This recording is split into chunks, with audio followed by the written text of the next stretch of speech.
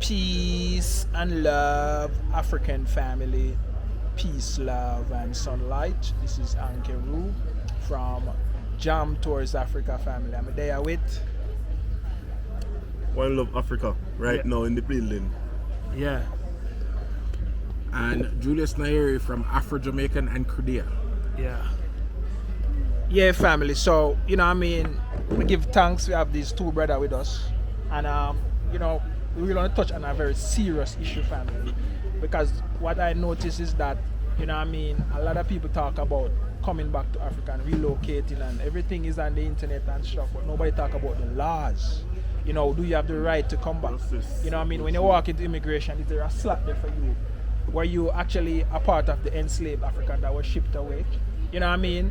You know, there should be like a script that you just go through and you just pass through and you can relocate, you can get your permanent residency, you upgrade your citizenship. Everything should be easy, family. So, you know, when I come across this man, you know, what he's doing, you know, and it's a Jamaican do it. As you know, we Jamaican, from Marcus Garvey to Bob Marley to the thousands of reggae singers who sing about coming back to Africa.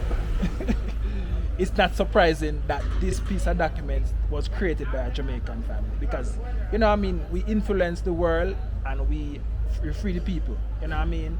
So it's not surprising that this document was created by a Jamaican and, you know, we are go full force, you know what I mean? And I hope you guys can pick up the baton, all social media influence and everybody who are promote coming back to Africa. This is a serious piece of document and you need to actually, you know what I mean, share it so we have so many Africans living here and having problems with immigration. This is something that you should sign. You know, so I'm here with the brother who created it and what we're gonna do, you're gonna explain it to you in depth and I'm gonna explain the benefits of you, why you should sign this documents, family. So, you know what I mean? Let's go into it so you can know more about this document and why it's important for you to sign this, share it. You know what I mean? Get your entire family member to sign up because we need to get to the 5,000, you know what I mean, signature by the end of this year. You know what I mean? So we can move to the next step and you're gonna explain the next step to you when we get to that 5,000 signature. So let's go, my brother. Take it away. You know, explain to them what is this. Yeah. So Credea is the coalition for the repatriation of the descendants of enslaved Africans. Primarily the Africans that were kidnapped and sold from here, taken to the West during the transatlantic slave trade. So we want to be able to come back home. It's very easy to visit Africa, especially if you're a Caribbean. Most Caribbean passports are either visa-free or visa on arrival in several African countries. So you don't need to go to the US or to go to Europe. You can find other ways to come back to Africa to visit. The issue arises though when you want to relocate permanently or do business here. And when I say here, on the continent, not necessarily just Kenya. Kenya, to get a visa to operate a business there as a foreigner, so there is no differentiation between me trying to come to Africa and a Chinese man or a European trying to come to Africa. We're treated exactly the same. And I'm saying that is unfair. It is unfair for several reasons. It is unfair because black people are disproportionately affected by economics the world over. It doesn't matter what country we're in, typically we are going to be the poorer ones in that particular country. So there has to be a process for us who were taken from here, right, against our will, taken to plantations to work to enrich those other peoples. However, it seems that they can come back a lot easier because they have economics behind them. So for example, coming back to Kenya, you need $100,000 US in a Kenyan bank. A European or a Chinese might have that quite easily, or maybe even funded by their government or different companies to come back. Whereas us, we don't have that. Oh, there's pearl. We don't have that. South Africa, $500,000. Wow. $500,000. $500,000. South Africa to do a business. South Africa. This is crazy. That's crazy. The other country I looked at was Zimbabwe, $125,000 US. So US. And Africa. these are US dollars I'm talking about. Damn. So all the countries I've asked about. Tanzania is 150,000. There you go. 150,000 US dollars in Tanzania to start a business. In the bank, not touching. Straight up.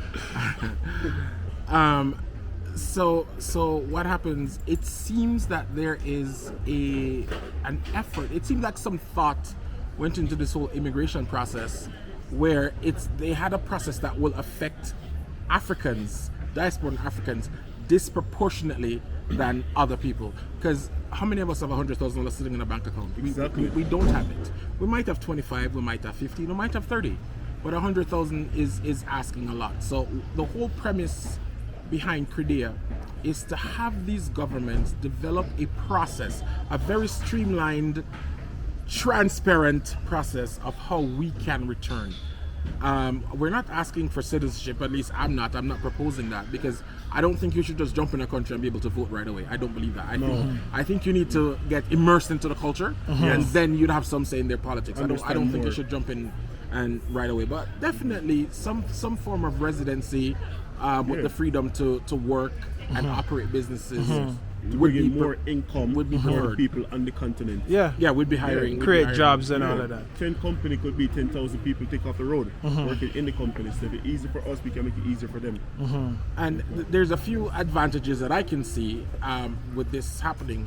For one, the majority of diaspora Africans that would come back are of a particular mindset, where 99.9% of us are going to be Pan-Africans, which means we're looking at the benefit of the continent as a whole.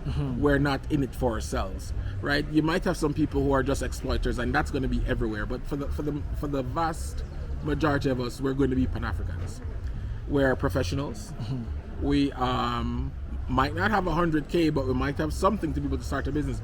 There are tons of businesses you can start right here in Nairobi with $10,000 US, tons of them, right? So the 100,000 is just it's prohibitive for us.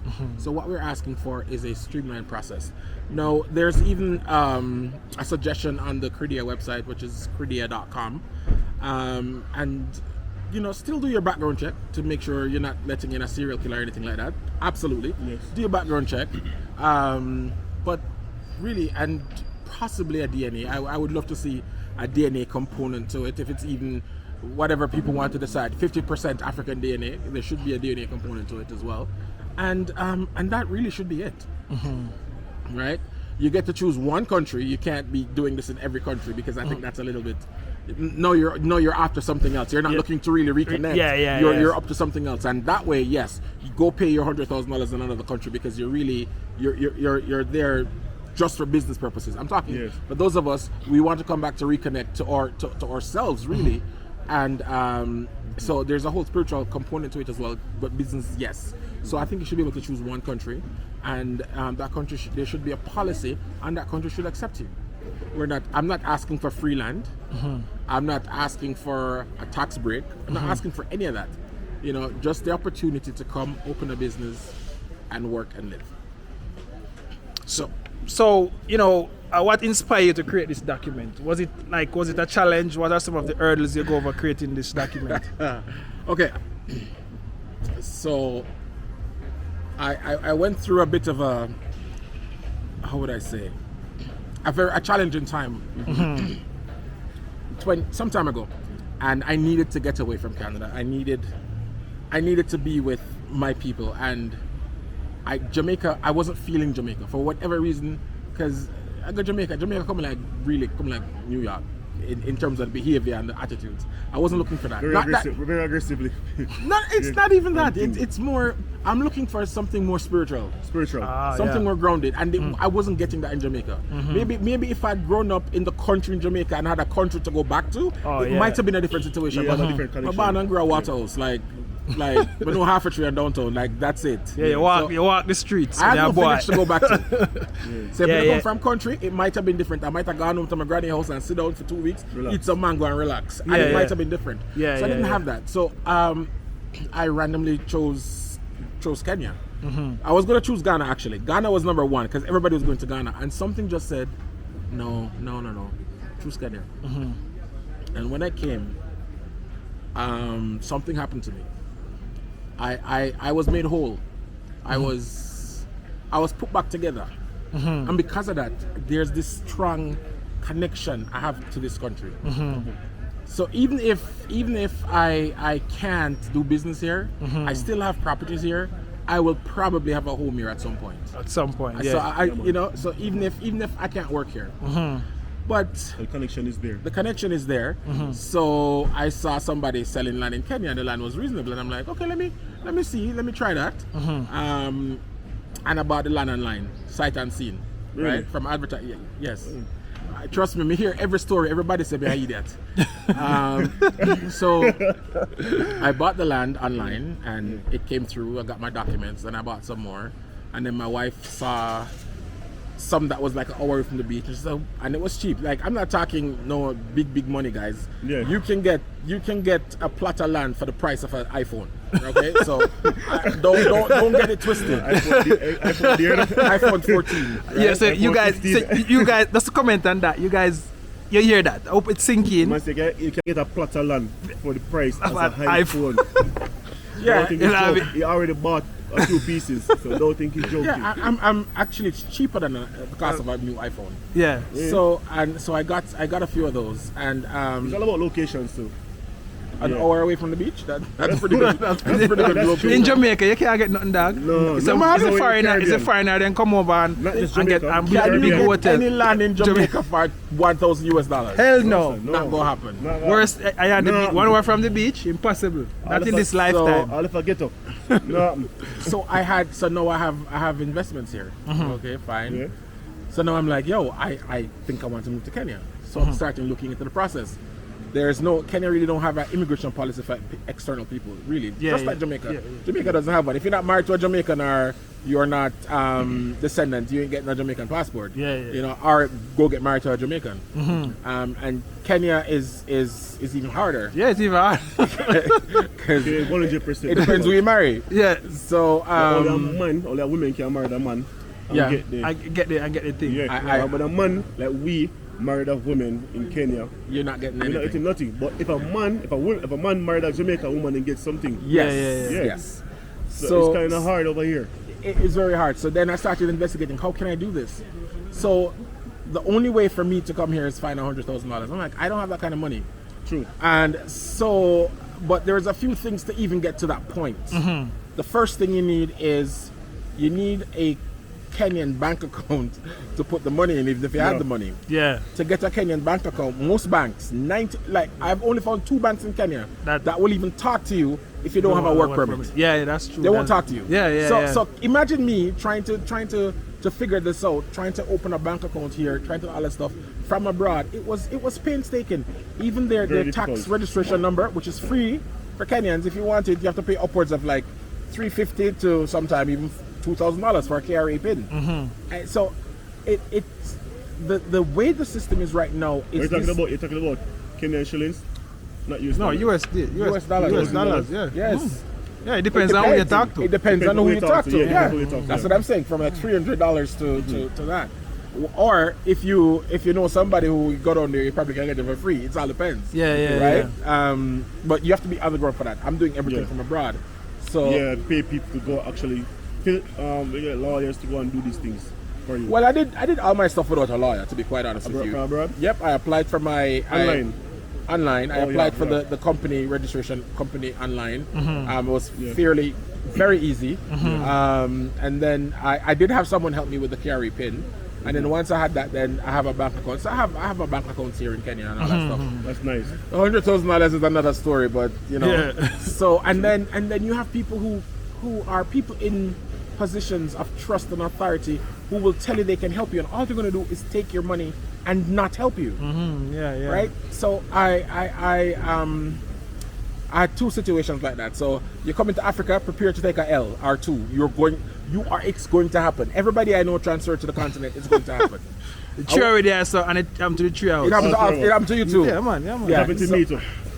Yeah, the last one that happened to me, I made a report to DCI. I reported to Canadian Embassy, and I reported to the person responsible. And if something is going to happen, I don't know yet, but we'll see what happens with that. But these things are happening to us because there's no system for us to come back. You see what I'm saying? There's no system. And this is why CREDEA is so important.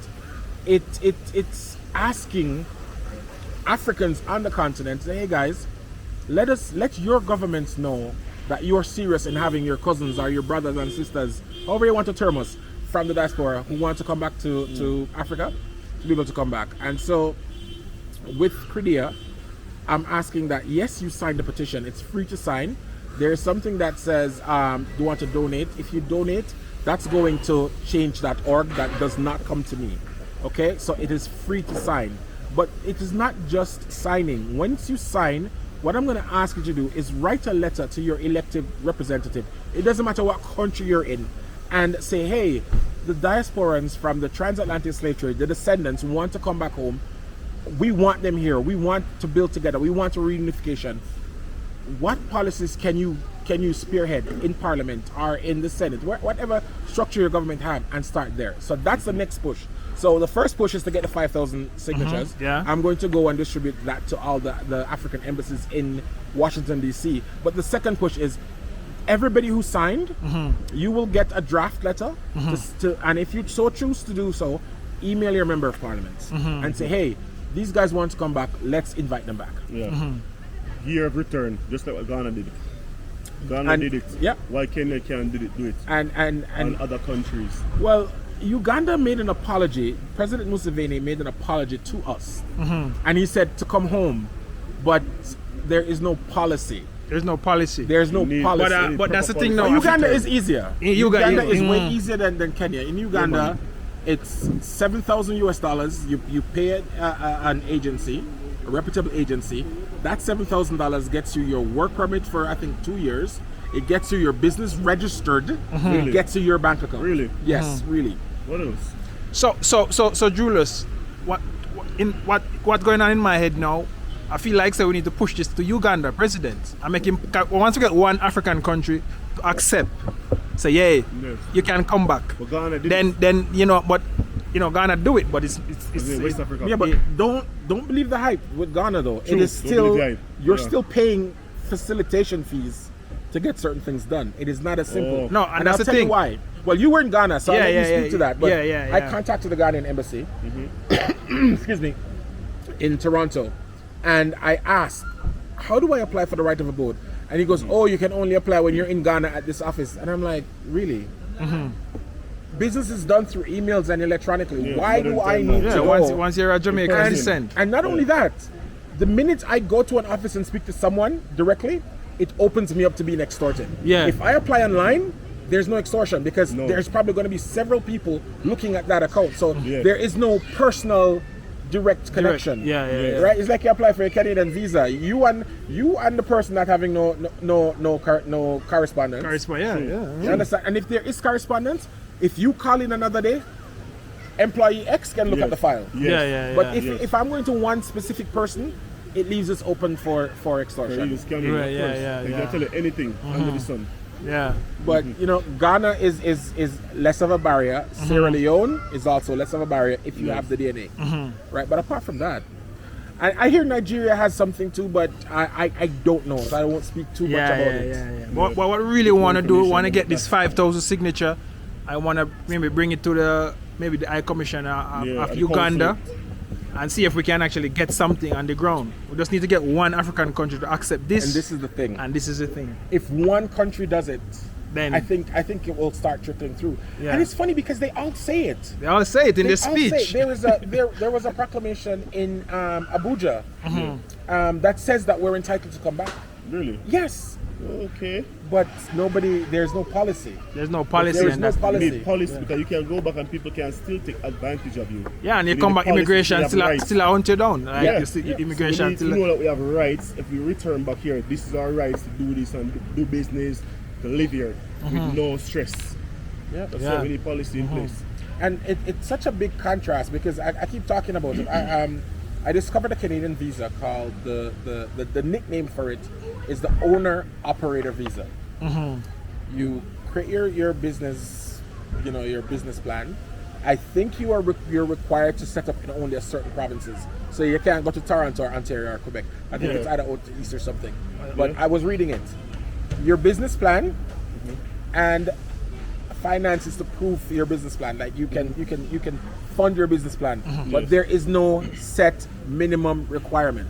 Wow. Oh, So, Wow. so what does that tell you? Yeah. Canada's open for business, right? Yeah, even a Jamaican can go open a business just yes. like that. Yeah. Yeah. And on my last check, I don't know how accurate it is now. A green card is only $50,000. You have $50,000 US in your bank account, you're gonna get a green card really? In Canada. anywhere in the world. Anyway. Once you pass the security screenings, it's $50,000. Really? Yes. So But I can maintain it for the time you're going to visit and come back. well, it's a green card to open a business. Yeah.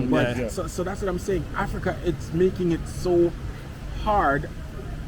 I don't think the governments realize it's hard because the people who are coming here are multinationals. Yeah. They can pay that no time. They will have 10, 15 employees here paying what? How much is it now? 500,000 shillings? Per day? No. Five. For the work permit when you get hired here.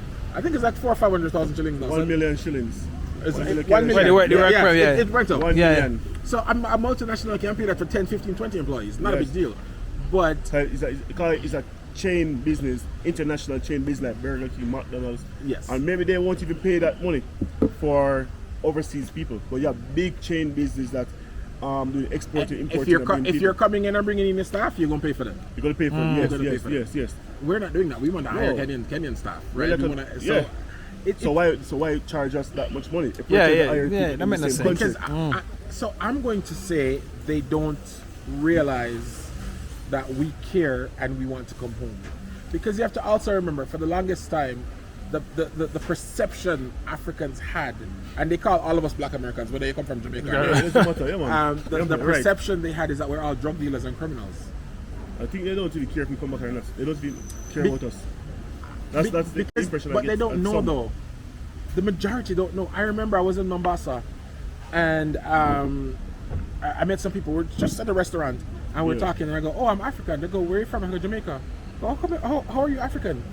And I'm like, "You don't know about the slave trade?" And they had no clue. They have no They clue. had no clue that like 14 million people were taken from here and shipped to the West. They have don't know. zero clue. Which country? I was in Mombasa. Mombasa. Here. Yeah. I was in Tanzania. I say the same thing, and they didn't know about that. So again, people. I'm And not that's the blaming. education system. I'm not They teach blaming them what them they for want anything. to teach them. Yeah. so I to think open. they just don't know. It's like the video you did yesterday. A guy made a negative comment. I Yeah. responded to him, and so when I read it, I was like, I wonder why this guy feels this way he feels, and he feels the way because that's how he was programmed. Yeah. He was programmed to think that any black person coming from the West is either going to be a criminal or a drug dealer. That's all they saw on TV. Yeah. Just like how what we saw of Africa on TV was starvation and war and poverty. Yeah, it's when we come now. Is when you come here you realize suffering. and say, hold on, something's wrong. Yeah. And I give this example all the time. On my first time coming here, the flight from Addis to Mombasa, including myself and the crew, there were no more than 20 black people on that plane, and the flight was full. Wow. It's full. Yes, Wow. and including me and the crew, the Ethiopian Yeah. airline crew. If we were the We only. were about 20 people on the flight. Really? Yeah. Everybody else was from somewhere else. Sorry. Yeah. So that just needs to tell you that they have always been coming. We were never coming. Yeah, Because yeah. our minds were always focused on that the United States of America is heaven and we should all run there. But now we know better. Now we know different. Now we're open. Right? And we want to come home. So Yes. we're not looking to come run into politics or anything like this. We No. just want to come, be able to work, employ people, want to live like everyone live a else. happy Yeah. life, live a good family life. I went to a school here to look for school for my kids, and honestly, I was embarrassed to say I am from a first world country, and compared my children's school to the school I went to interview here. Wow. It was Nice. unbelievable. Pricing It's not about price; it's about what they offer. or the offer. Yeah. I'd rather they charge me the money in Canada and give me the same kind of program. Yeah. But they offer good class and subject and education here in school here, right? It's very good. But the thing is, the pricing for school here is very high. So if people choosing to come to Kenya to send their kids to school, you got to do your research first because schooling here is very expensive. More than Canada. You can find schools from maybe 500 per semester upwards. It goes up. Yeah, it goes up. US. US. It goes way up from I there. haven't seen, depends on the type of school you're talking about. You can find good schools. International person coming, I want to go to a mixed school. Not just international school. I wouldn't just send my local, kids to mixed. international school. No, let me say not international school, mixed. You can The find locals them. and They everyone exist. is that. They exist. You I just have see- to- I see them. You have to search. The price is unbelievable. It's No. like 1,000 more Per turn? per term. Yeah, it's a lot of money. We're looking into it, and that's just per term. What about registration fee and the additional fees that the cost that comes with it? Hey, that's what I'm saying. The people who are coming here are not coming empty-handed because if It's you're going not to move coming here, empty-handed, you're gonna move here with your family, the schooling alone is going to be very, very School expensive. is very expensive. I see school here for 1 million per term.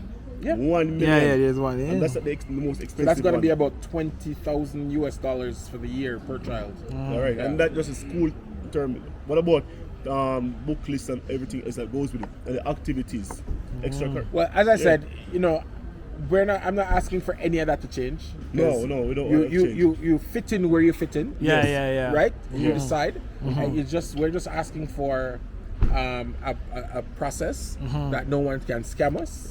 No one can take advantage. Yeah. I go online, I pay my money to the government pay bill, I get my receipt, and That's it, everything. And that's it. Good law by this. Listen. Yeah. So Treat us right and treat us fair. so that's what Credea is about.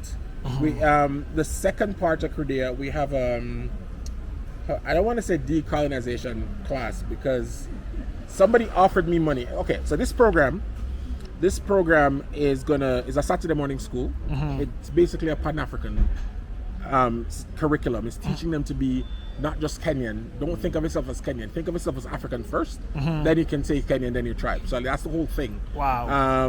Yes. 30 kids in the class. We were buying 10 Chromebooks. We were feeding them every Saturday, and then at the end of the decolonization part of it, there's an entrepreneurial part of it where they each get like $500 US. Wow.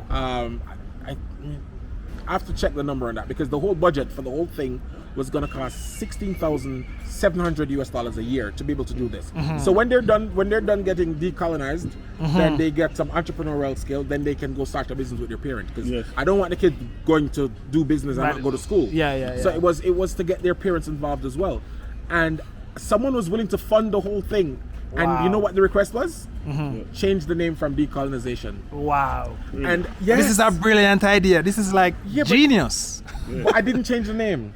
I didn't change the name, and so I didn't get the money. And in retrospect, two other people recently this week said you need to change that name. It makes people uncomfortable. And I was like, No, but that's the perfect name. I don't see nothing wrong with that name. you don't see, you don't see nothing wrong you with the don't. name. And Trust listen, me. I personally people don't see see it. anything wrong with the name. Because that's But it's a exactly. business, you know. Then, For kids. no, but you when you don't think want about to it, be but uncomfortable. think about It it. could be big. Colonization was a big thing. yes. Yes. So if you tell somebody decolonization, you actually evoke something in their brain already that we need to change the way we do We things. call targets to the system. You know what I'm saying? The So school system. He's right because this there's a professor that I communicate with in Uganda. She also told me to change the Yeah, name. just a professor. She said to me, "It's a brilliant program, yeah, it's a It is, brilliant it is. program. It is. and it really could go far, but the name is You're going gonna to pull it back. Pull it back. It's going Yeah. to People, limit- people won't support. Yeah, the name name is is going going to to go limit. far, But- but that name is not going to go to So the full the extent. thing is what I'm saying is I'm gonna have to change the name because I'm just a guy who works for somebody in Toronto, Canada. Right, I have a right. job. I get a paycheck. Yeah. So it's not like I'm independently wealthy to fund it myself. Yes. So I will find another name that is suitable, and we'll change it, Yes. and then I'll go back and see if I can find funding for it because, two people this So what week, about the curriculum? They're not gonna actually hijack the I curriculum was told too. nobody will care about the curriculum. It's the name. It's the name. Name. Okay. It's the name. Let me tell you, just the name. Because the name is itself. what's going to be out there. I mean, a right? stigma. Saturday morning decolonization class. It's like, what? yeah. So we will change the name, but the content, the curriculum stays the same. Actually, I asked Monique to read it over for me because I'm not an educator. I did all the research myself. Yeah. So, but I've had people read it over and it told me it's pretty good. So, Monique, that's her expertise. I'll ask her to take a read as well. She's actually good at that.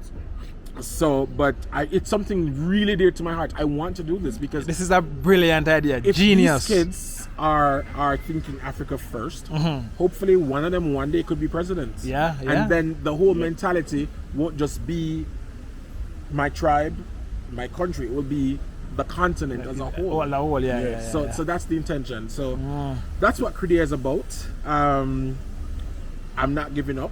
Yeah. I may not benefit from Credea. Yeah, but I'm I sure. won't, but I'm hoping someone else will. Yeah. I'm hoping someone else will. Yeah. True. Because I gotta get to Kenya somehow, some way. So Right? So I may not benefit from Credea, but I'm hoping, really hoping someone else will benefit, and that will make me happy to say that, you know what, It's a start. there's a start. But your idea of reaching out to President Museveni, yeah. you know, Yeah, we need to. I don't think that's even hard to do because Uganda is like that, and I like his style because he's. Maya's supposed to have connections. Yeah, I mean, I don't think you can get in touch with these people. not get in touch with him, easy. but like his like assistant or somebody who can give him a letter or something to read, and him can And actually. I'm not paying any facilitation fees to get a message to the president of Kenya or the president of Uganda or the president of any country. Yeah. If anybody wants to help Credea, or even if it's a paid service and you're going to help me anyways, you will do the service first and I'll pay you after. I will not give anybody any money ahead of time, ever. Yeah. And my recommendation is that as well. Do not give anybody money. Yes, our brother from One Love Africa. You know what I mean? What you have to say? Any last words? In the last words, one thing more I say, big up reggae flavors. It's not my brand anymore. Done reggae flavors a long time, but big up reggae flavors because I work with it, push it, bring it. I know Monique, which is Dion, she's one that in control of reggae flavors now, and she's doing a good job. She's a hard-working lady, and she's actually putting out some merchandise, reggae flavors merchandise. So Okay. I want to tell you guys to go on reggae flavors page, YouTube, and see if you can purchase one of those shirts, t-shirts, cap, at anything. So shout out reggae flavors, shout out One Love Africa, shout out Jam Tour, shout out Afro Jamaica. You understand? And we're there now. We'll do the work, all the more things that go on, and make sure you go and subscribe to my channel, One Love Africa, and also my brother here, Afro Jamaican. All right, my brother. Any last words? No, that's it. Just visit our website, credea.com, and if you want to sign the petition, it's credea.com/repatriation. That link will then take you to change.org, and you just fill out the petition and share it with as many people as you can. Please and thank you. Yeah. Yeah, family. So it's Jam Tours Africa time now for last words, family. Change. We said change.org. Credea.com/repatriation. Yes, family. So, and it's on change.org.